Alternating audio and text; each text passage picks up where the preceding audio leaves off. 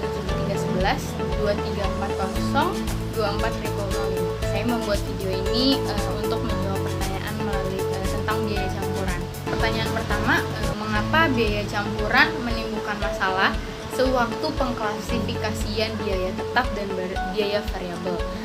Karena biaya campuran itu untuk perusahaan sendiri menentukan apakah perusahaan sedang mengeluarkan biaya tetap atau variabel itu tidak bisa dipastikan, karena biayanya itu pengklasifikasiannya timbul dan berubah-ubah berdasarkan dengan kapasitas yang diproduksinya, sehingga perusahaan sendiri sulit untuk mengidentifikasi mana yang termasuk biaya tetap dan mana yang termasuk biaya variabel.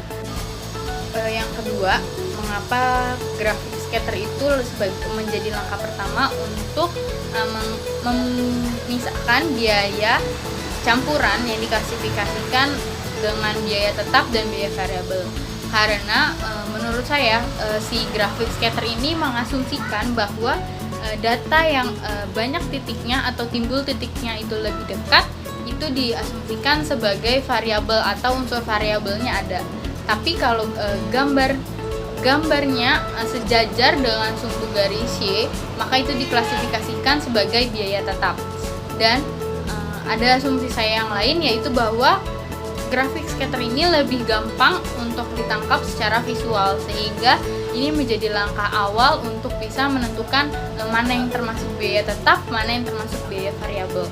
Yang ketiga menjelaskan tentang metode scatter plot dan tinggi rendah sebagai pengklasifikasian biaya tetap dan biaya variabel. Untuk scatter plot saya memiliki asumsi yang sama, yaitu di mana untuk unsur variabelnya itu dilihat pada garis tren titik terbanyaknya, sedangkan untuk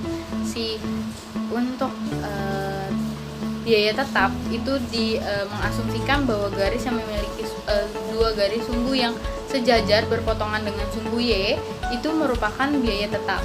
Nah, untuk si metode tinggi rendah adalah menggambarkan dua buah titik yang saling berpotongan, di mana dua titiknya itu ada titik terendah dan titik tertinggi, yang itu untuk memisahkan perpotongannya dan juga untuk kemiringannya sendiri.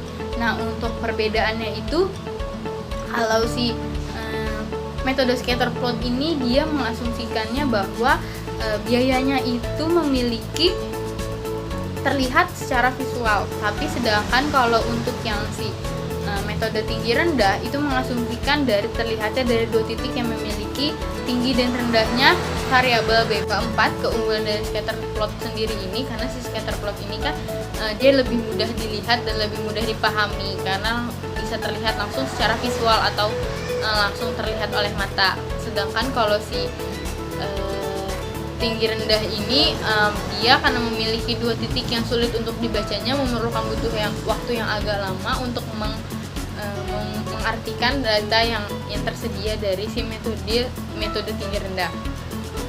Tapi untuk keunggulannya sendiri dari si tinggi rendah ini, dia lebih objektif. Yang kelima tentang kuadrat terkecil, di mana ini datanya untuk menggunakan data untuk menghasilkan garis terbaik dari semua titiknya. Di garisnya ini diukur melalui penjumlahan kuadrat deviasi di titik-titik tersebut. Nah, sehingga kuadrat terkecil ini diasumsikan lebih baik dan lebih akurat dalam penentuan titiknya dibandingkan dengan scatter plot dan titik tinggi rendah, karena menggunakan pendekatan matematis, sehingga datanya ini udah pasti akurat dan titiknya ini sudah diukur dengan pengukuran penjumlahan kuadrat deviasi dari setiap titik yang ada. Jadi titik yang dihasilkan itu adalah titik terbaik dari penghitungan kuadrat terkecil tersebut.